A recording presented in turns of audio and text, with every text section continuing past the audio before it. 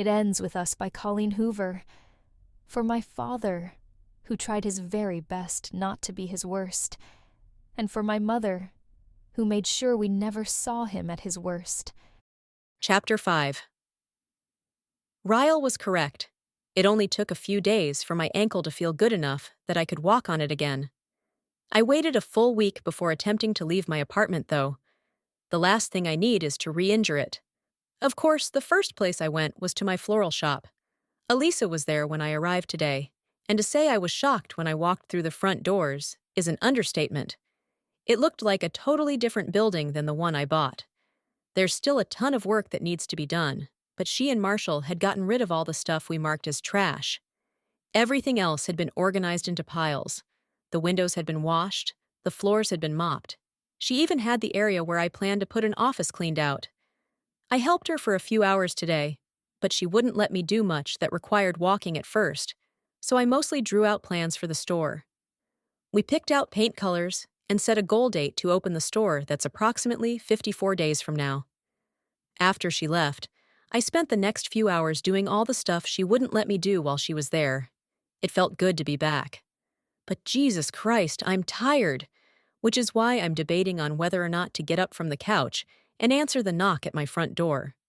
Lucy is at Alex's again tonight, and I just spoke to my mother 5 minutes ago on the phone, so I know it isn't either of them.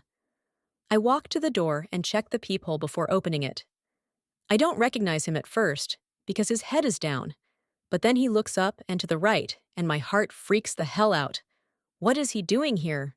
Ryle knocks again, and I try to brush my hair out of my face and smooth it down with my hands, but it's a lost cause. I worked my ass off today, and I look like shit, so unless I have half an hour to take a shower, put on makeup, and throw on clothes before I open the door, he'll pretty much have to deal with me as is.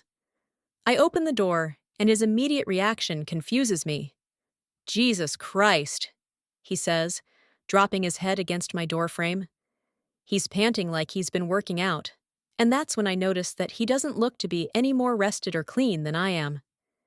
He's got a couple of days' worth of stubble on his face, something I've never seen on him before, and his hair isn't styled like it usually is. It's a little erratic, like the look in his eye. Do you have any idea how many doors I've knocked on to find you? I shake my head because I don't. But now that he mentions it, how in the hell does he know where I live? 29, he says. Then he holds up his hands and repeats the numbers with his fingers while he whispers, 2, 9. I let my gaze drop down to his clothes. He's in scrubs, and I absolutely hate that he's in scrubs right now. Holy hell. So much better than the onesie and way better than the Burberry. Why did you knock on 29 doors? I ask with a tilt of my head. You never told me which apartment was yours, he says matter-of-factly. You said you lived in this building, but I couldn't remember if you even said which floor.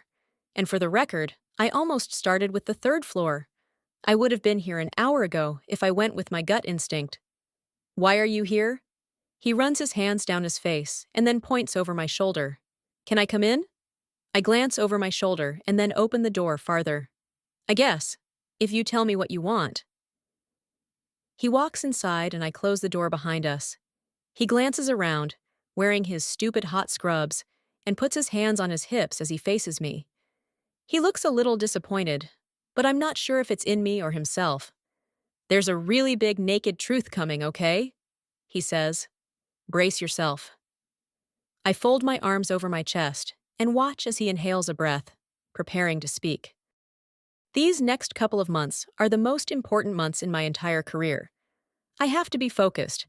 I'm closing in on the end of my residency, and then I'll have to sit for my exams. He's pacing my living room, talking frantically with his hands. But for the past week, I haven't been able to get you out of my head. I don't know why. At work, at home, all I can think about is how crazy it feels when I'm near you, and I need you to make it stop, Lily. He stops pacing and faces me. Please make it stop. Just once. That's all it'll take. I swear. My fingers are digging into the skin of my arms as I watch him. He's still panting a little, and his eyes are still frantic, but he's looking at me pleadingly. When is the last time you've had sleep? I ask him. He rolls his eyes like he's frustrated that I'm not getting it. I just got off a 48-hour shift, he says dismissively. Focus, Lily. I nod and replay his words in my head. If I didn't know better, I'd almost think he was. I inhale a calming breath.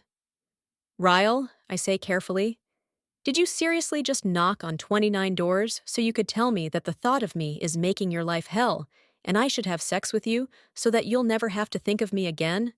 Are you kidding me right now? He folds his lips together, and after about 5 seconds of thought, he slowly nods his head. Well, yeah, but it sounds way worse when you say it. I release an exasperated laugh. That's because it's ridiculous, Ryle. He bites his bottom lip and looks around the room, like he suddenly wants to escape. I open the door and motion for him to walk out. He doesn't. His eyes fall to my foot. Your ankle looks good, he says. How does it feel? I roll my eyes. Better. I was able to help Elisa at the store for the first time today. He nods, and then makes like he's walking toward the door to leave. But as soon as he reaches me, he spins toward me and slaps his palms against the door on either side of my head. I gasp at both his proximity and his persistence. Please, he says. I shake my head, even though my body is starting to trade sides, and beg my mind to cave to him. I'm really good at it, Lily, he says with a grin. You'll barely even have to do any work. I try not to laugh, but his determination is as endearing as it is annoying. Good night, Ryle. His head drops between his shoulders, and he shakes it back and forth. He pushes off the door and stands up straight. He half turns, heading for the hallway, but then suddenly drops to his knees in front of me. He wraps his arms around my waist. Please, Lily, he says through self-deprecative laughter. Please have sex with me. He's looking at me with his puppy dog eyes and a pathetic, hopeful grin. I want you so, so bad, and I swear, once you have sex with me, you'll never hear from me again. I promise. There's something about a neurosurgeon literally on his knees begging for sex that does me in. That's pretty pathetic. Get up, I say, pushing his arms away from me. You're embarrassing yourself. He slowly stands up, dragging his hands up the door on either side of me until he has me caged in between his arms. Is that a yes? His chest is barely touching mine, and I hate how good it feels to be wanted this much. I should be turned off by it, but I can hardly breathe when I look at him, especially when he has this suggestive smile on his face. I don't feel sexy right now, Ryle. I worked all day. I'm exhausted. I smell like sweat, and probably taste like dust. If you give me a little while to shower first, I might feel sexy enough to have sex with you. He's nodding feverishly before I'm even finished speaking. Shower, take all the time you need. I'll wait. I push him away from me and close the front door. He follows me to the bedroom, and I tell him to wait on the bed for me. Luckily, I cleaned my bedroom last night. Normally, I have clothes lying around everywhere, books piled up on my nightstand, shoes and bras that don't quite make it to my closet. But tonight, it's clean. My bed is even made up, complete with the ugly, quilted throw pillows my grandmother passed down to every person in our family. I make a quick glance around the room, just to make sure nothing embarrassing will catch his eye. He takes a seat on my bed, and I watch as he scans the room. I stand in the doorway to my bathroom and try to give him one last out. You say this will make it stop, but I'm warning you right now, Ryle. I'm like a drug.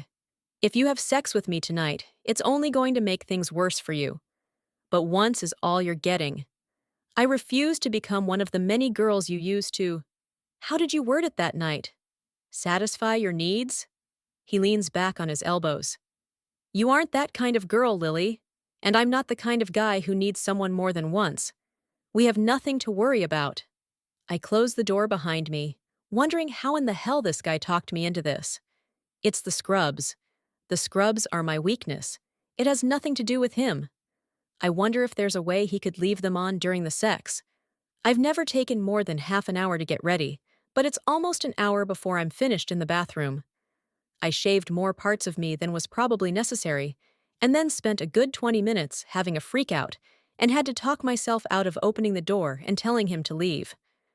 But now that my hair is dry and I'm cleaner than I've ever been, I think I might be able to do this. I can totally have a one-night stand.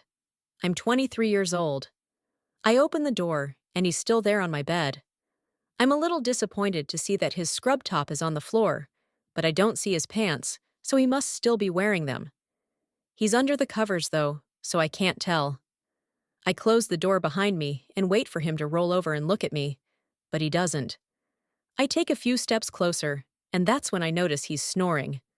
Not just a light, "Oh, I just fell asleep" snore. It's a middle of REM sleep kind of snore. "Ryle!" I whisper. He doesn't even budge when I shake him. "You've got to be kidding me."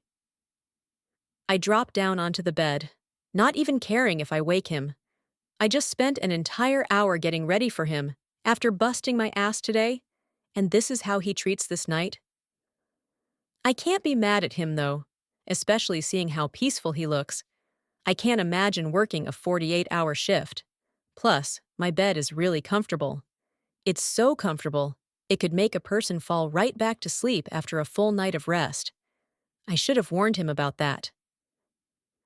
I check the time on my phone, and it's almost 10:30 p.m. I put the phone on silent and then lie down next to him. His phone is on the pillow next to his head, so I grab it and swipe up the camera option. I hold his phone above us and make sure my cleavage looks good and pushed together. I snap a picture so he'll at least see what he missed out on.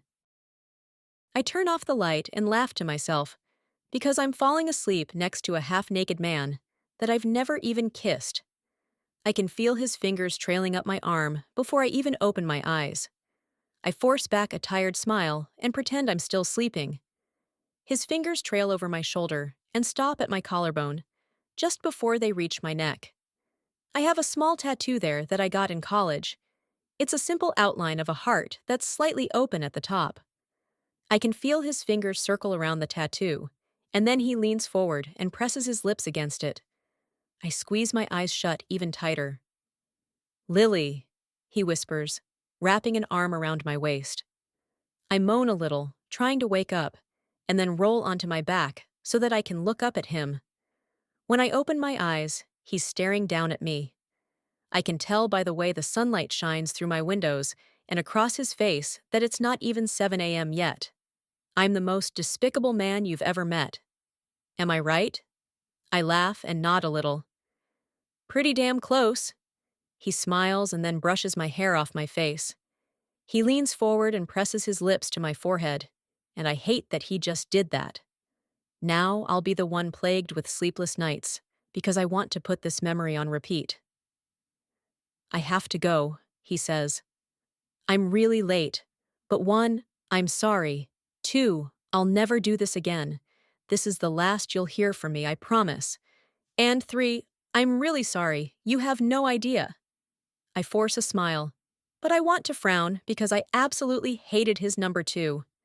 I actually don't mind if he tries this again, but then I remind myself that we want 2 different things from life. And it's good that he fell asleep and we never even kissed, because if I would have had sex with him while he was wearing scrubs, I would have been the one showing up at his door on my knees, begging for more. This is good. Rip the Band-Aid off and let him leave. "Have a nice life, Ryle. I wish you all the success in the world." He doesn't respond to my goodbye. He silently stares down at me with somewhat of a frown and then says, "Yeah. You too, Lily." Then he rolls away from me and stands up.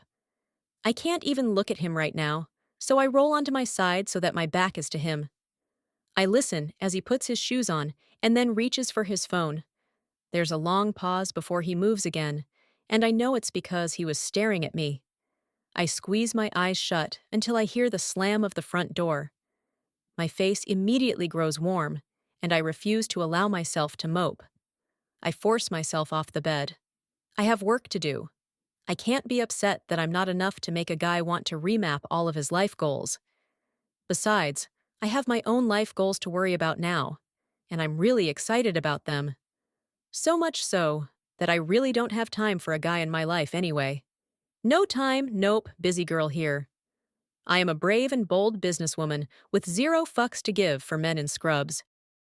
If you enjoyed this chapter, please don't forget to like, share, and subscribe to the channel for more content like this. Stay tuned for the next chapter.